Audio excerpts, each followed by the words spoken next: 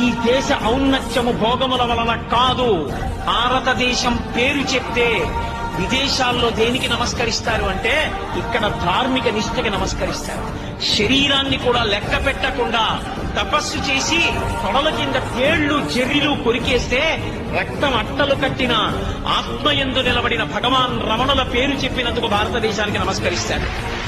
ఒక రామకృష్ణ పరమహంస కంఠంలో రాచపుండు పుడితే కాళికాదేవిని అన్నపు మెతుకు నేను కాదు అందరూ తిన్నది నేను తిన్నది అని ఏ మహానుభావుడు అన్నాడో ఆ రామకృష్ణ పరమహంస వల్ల ఈ దేశానికి నమస్కరిస్తున్నాడు. పోప్పంతటి వాడు విమానం కిందకి దిగుతూనే ఆఖరి మెట్టి మీద నిలబడి భారతదేశపు మట్టిని తీసి తల మీద చల్లుకుని భగవద్గీత పుట్టిన భూమి, ధర్మక్షేత్రమైన కురుక్షేత్రము వెలిసినటువంటి భూమి, అటువంటి పరమపావనమైన భారత భూమి మీద తిన్నగా కాలు పెట్టకుండా మట్టి చల్లుకు దిగుతున్నాను అనగలిగాడంటే ఈ దేశం యొక్క వైభవం, ఇక్కడ ఉన్న సనాతన ధర్మపు జీవనాడిలో. లైక్ చేయండి, షేర్ చేయండి.